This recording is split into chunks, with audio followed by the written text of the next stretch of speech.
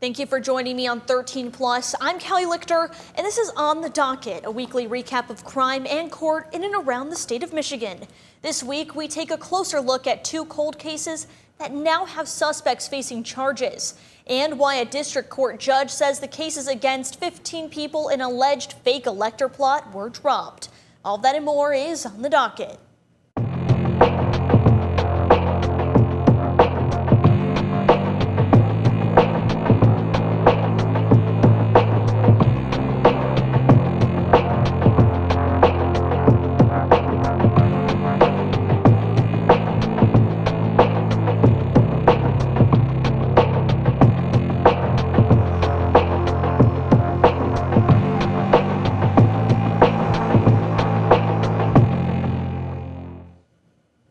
A man is now charged for a murder committed more than 3 decades ago. It's an update to a story first reported on a year ago. Our Lauren Baker has been following this story since the summer of 2024 and has more on the case. More than a year ago, I sat down with the family of Telfreda Covington as they continued their fight to find her killer. Now, more than 30 years after her death, their fight, along with the help of officials, may have found them the answer they've been looking for.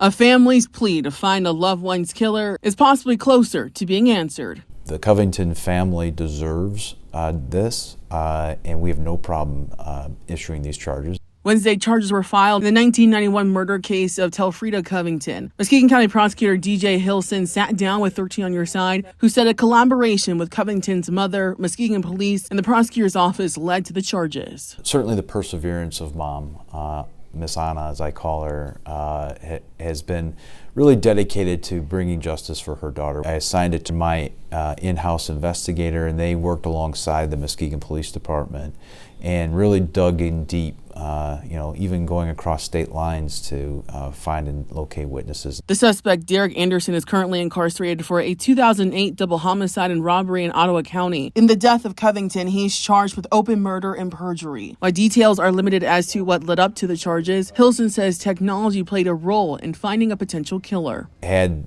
technology, I'll say, been available back in 1991, maybe this case gets solved sooner, but unfortunately, we have to wait until technology evolves, and it took 34 years for that to happen. Covington was pregnant at the time of her death, and when asked why Anderson was not charged for 2 murders, Hilson said it came down to the amount of time that had passed. We certainly considered that, and unfortunately, the problem is that so much time has passed, and even when we exhumed the body, there was nothing for us to examine. 13 on Your Side sat down with Covington's family a year ago, who then said they would stop at nothing to find her killer. We still want justice, and we still want this, justice for our family and for her. You don't have the right to take someone's life. You didn't give a life, you cannot take it. And while Anderson will still have to go to trial before he's found guilty of Covington's murder, Hilson says he hopes these new charges help Covington's family begin to find closure. Now to Kalamazoo County. Nicholas Johnson, the man charged in a 2018 murder of Bonifacio Pena in Portage, made his first court appearance. I was in court and learned what led prosecutors to charge Johnson. 7 years after the disappearance and alleged murder of Bonifacio Pena, his roommate is now charged with his death. Police say Pena was staying in an apartment in Portage along with Nicholas Johnson in May of 2018, when investigators say Johnson killed Pena out of romantic jealousy. Police say Johnson, Pena, and a woman who Johnson was romantically interested in lived in the apartment together when Johnson walked in on Pena and the woman together. The following day, court documents say Johnson and Pena went into the woods next to the apartment to get to a house with guns and money inside. And when Johnson came out, Pena was not with him. He was never heard from again. The woman and the other tenants of the apartment told police they heard gunshots coming from the woods, and Johnson washed and burned the muddy clothes he came out of the woods with. Johnson is currently in prison, serving a minimum 29 years for the murder of his parents in 2021. Chief Assistant Prosecuting Attorney Jeff Williams says the credit goes to the Portage Department of Public Safety. The Portage Department of Public Safety has done an excellent job. They've created some new leads. They re-interviewed a bunch of witnesses and really never lost sight of this case throughout the time that it's passed. He says the murder of Johnson's parents also played a part in the developments in this case. Once Mr. Johnson's parents were found to be dead and quite honestly found in a wooded area similar to the last place where Mr. Pena was seen. I think that was a big part of what made everyone want to go back and take a look at this case. Just because the case wasn't easy from the start, Williams says, it did not mean they were going to forget it. Now, there was more in that interview with Williams that answered questions we had about this case. Here's an extended look at that interview now. First question Cali has is because, of course, it's been 7 years since the disappearance and murder of the victim. How does it feel that the prosecutor's office finally has a charge against someone? We're certainly glad, especially for Mr. Pena's family, that we're going to be able to at least attempt to hold Mr. Johnson responsible for his actions. But really, the credit here goes to the Portage Department of Public Safety. They had been involved with Mr. Johnson, certainly in the case where he pled no contest to killing his parents. While Mr. Johnson was certainly a person of interest, as long as Mr. Johnson was a person of interest, almost as soon as Mr. Pena was discovered to be a missing person. And certainly the fact that Mr. Johnson was believed to have killed his parents ignited interest in that case. But the Portage Department of Public Safety has done an excellent job. They've created some new leads. They re-interviewed a bunch of witnesses and really never lost sight of this case throughout the time that it's passed. So certainly we're pleased to be able to bring charges and hopefully bring some peace to Mr. Pena's family. But it is definitely the Portage Department of Public Safety that deserves the credit here. You did mention that police suspected him for a while. Why did it take that long? Why did it take 7 years? I think part of it was the situation at the time. Obviously, this was a developing case that came into focus, started coming into focus quickly after Mr. Pena disappeared. Certainly, there was a lot of investigation at the time, but once Mr. Johnson's parents were found to be dead and quite honestly found in a wooded area similar to the last place where Mr. Pena was seen, I think that was a big part of what made everyone want to go back and take a look at this case.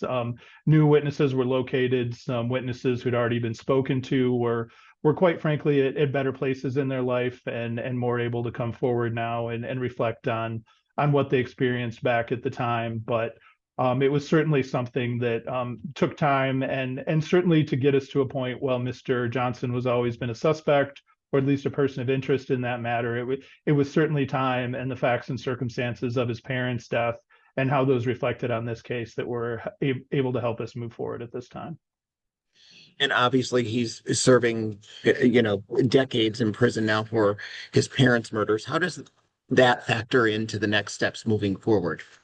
I think it is important to say he is serving a sentence. He entered a no contest plea to killing both of his parents. He's serving a significant MDOC sentence, a prison sentence for that case. That sentence will not be disturbed by anything that happens in this matter. If there is a plea or a conviction, any time would be added to that. So mostly it provides a logistical issue. Mr. Johnson has been since his plea in the custody of the Michigan Department of Corrections. So there's a little more logistical work that has to happen to make sure that he is available for all of his court dates. There will certainly be challenges for the defense attorneys because they have to meet with him and do their due diligence on the case, and not having him here in Kalamazoo will make that difficult, or at least more challenging than it would otherwise be. But hopefully the system works, the system is set up for this, and it won't be an impingement to anyone's rights in this matter. He's charged with murder in this case. Why is he also charged with multiple weapon offenses? We believe our theory of the case is that Mr. Johnson used a handgun to kill Mr. Pena on the date that he was reported missing. Prior to this incident, Mr. Johnson did have a felony conviction, so that made it illegal for him to possess a firearm in any way. Also, I expect that when we do have a preliminary exam, the evidence will show that he was in possession of a gun at a time when other people couldn't have readily seen that. And so we believe that he concealed that from the people who were around at the time Mr. Pena disappeared, and perhaps ultimately from Mr. Pena also. And finally, what message does charging someone in a cold case after years say to the community? I think it says to the community that we will hold people responsible, that just because a case isn't an easy lay down in the first place, we're not going to forget about it. We're going to keep looking at it. That certainly if there's evidence, we're going to find it and we're going to track it down. But as much as the community, a real focus here is the family of Mr. Pena. They've been wondering and hoping over this time, while there was certainly a suspicion that Mr. Johnson could have been involved in this, we believe that we now finally have the evidence to hold him responsible and hopefully give some measure of peace to Mr. Pena's family. Next on the docket, our political correspondent Josh Albertus dives deeper into the reaction of lawmakers after charges against 15 people in an alleged fake elector plot were dropped. And we have local reaction on the shooting death of conservative activist Charlie Kirk. We're going political this week on the docket, starting with the story dating back to the 2020 presidential election. A judge dismissed criminal charges brought against more than a dozen people, including the mayor of Wyoming, described as fake electors. They were accused of trying to influence the outcome of the election in Michigan in favor of Donald Trump. Let's take a look at why the court dismissed those charges. The election fraud cases against 15 people who were alleged to have been fake Republican electors in Michigan's 2020 presidential election have been dropped, a Lansing judge ruled Tuesday. The 15 criminal co-defendants, including current Wyoming Mayor Kent Vanderwood, were charged with 8 counts by State Attorney General Dana Nessel, including forgery and election law forgery, for allegedly trying to sway the election in Donald Trump's favor. This is not an election interference case, and there's many things that could cause a pause in the electoral process, and it doesn't mean that it's criminal. The burden of proof in these cases was on the state, with the people needing to show probable cause the electors intended to commit election fraud, which Judge Kristen Simmons says the prosecution did not do. And I don't believe that there's evidence sufficient to prove intent. Judge Simmons says the case wasn't with criminal intent, rather a misguided effort to exercise their constitutional rights. It's an intent to exercise what you believe is your constitutional right. And she also stated in that post something about they were well documented, meaning that they're preserving their right and they got proof of that they preserved their right. The court also found insufficient evidence to prove the defendants meant to commit fraud or forgery. It was these individuals and many other individuals in the state of Michigan who sincerely believed, for some reason, that there were some serious irregularities with the election or with the voting, and that somehow their candidate didn't receive all the votes that was intended for them. She also says the alternate document they created did not have forgeries, fake seals, or attempt to deceive. Judge Simmons says regardless of race, creed, political beliefs, the law applies to everyone equally. For those reasons, these cases will not be bound over to the circuit court. Each case will be dismissed. Michigan Attorney General Dana Nessel was quick to respond to the decision. Our Josh Albertus has more on her disappointment in the ruling and her view of the case. Congratulations. Cases dismissed. After roughly 2 years of litigation, the charges against who had been 15 alleged fake Republican electors from Michigan's 2020 election now dropped. Judge Kristen Simmons throwing out the cases brought by Democratic State Attorney General Dana Nessel's office, who called the decision disappointing. This was, in my belief, a coordinated attempt to overturn the will of the American people and reinstate Donald Trump as president, despite Joe Biden's victory in the election to that office. The attorney for one of the now ex-defendants heralding the judge's decision. My client's thrilled. Hank Choate had never been in trouble in his life. He did not deserve to be put through this for the last 2 years. The judge also waving off any suggestions that the court delayed the case as, quote, preposterous, given the nature of the case and number of defendants. Nessel saying her office has the option to appeal the judge's decision. They knew they were not electors. They knew they were not inside the Capitol. They knew Donald Trump lost. Some now putting their frustrations on Nessel, with this attorney claiming the prosecution was politically motivated. This was a political persecution by the Attorney General's office against my client. And she proves it by her own press conference, spending so much time attacking Donald Trump and talking about things that are totally irrelevant to this case. But Nessel pushing back against such claims. To not have brought these charges in the face of these facts because it would have been controversial or met with political accusations would really actually be the most political thing a prosecutor could do. The man accused of shooting and killing conservative activist and Trump ally Charlie Kirk is in custody. The 31-year-old was shot and killed while speaking to a large group on the campus of Utah Valley University on September 10th. Here's the latest on what we know.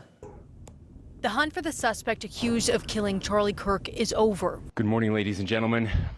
We got him. Officials in Utah announcing the arrest of 22-year-old Tyler Robinson. A family member of Tyler Robinson reached out to a family friend who contacted the Washington County Sheriff's Office with information that Robinson had confessed to them or implied that he had committed the incident. Investigators interviewed members of Robinson's family who shared the alleged shooter became more political in recent years and spoke negatively about Kirk. In Friday's press conference, FBI Director Kash Patel touted the success and speed of the manhunt. Forensic evidence has been seized and continues to be garnered.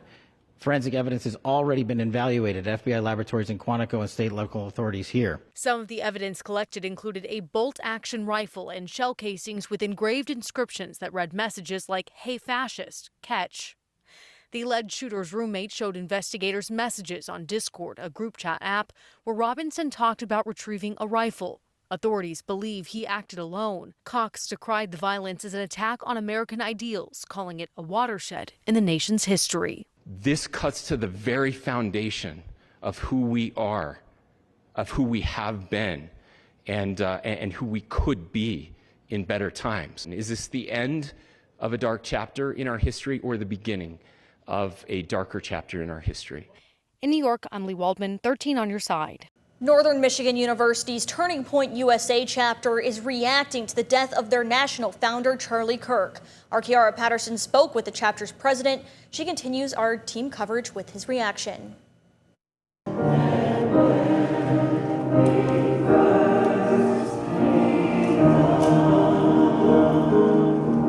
News of Charlie Kirk's death spread quickly across Turning Point USA chapters nationwide. It's sad. It's a reflection of where my generation and, beyond that are at in this country. At Northern Michigan University, chapter president Evan Reister says the last 24 hours have been heartbreaking. The hours afterwards were dark. Nobody really, everybody feared the worst. Our group really just came together. Kirk, the conservative activist who founded Turning Point USA, was shot while addressing hundreds of students in Utah. Reister says political violence is becoming all too common. We're at a very sad place in our society. There's no reason this should be happening, whether it's Republican, Democrat, or anything in between. Reister met Kirk a couple years ago at a convention, describing him as intelligent and inspiring. I didn't agree with him on everything politically, but he was a warrior for what he stood up for. He inspired so many youthful Americans in a lot of different ways, whether that be through faith or politics or just good morals. Wednesday night, NMU's chapter gathered for a prayer vigil. Reister says despite safety concerns, members remain determined to carry on Kirk's vision. People are going to be more motivated than ever to make sure that his mission and his life purpose does not fade out. If the goal was to silence a movement, they've done quite the opposite. Many may be asking what can be done to stop the violence against political figures and turn our country in a different direction. We spoke to a former counterterrorism official about it. For more on that, you can watch the latest episode of The Rundown Last Week in Michigan Politics, also streaming now on our 13 Plus app.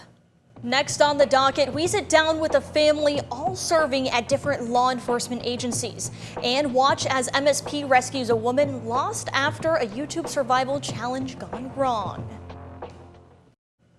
It's not often you see an entire family wear the badge, but for one West Michigan father and his two sons, law enforcement has become a shared calling. From patrol cars to parades, they've built a bond through service and sacrifice. Our Alexis Dumergine sat down with the family to hear how their careers connect and the weight that comes with serving side by side.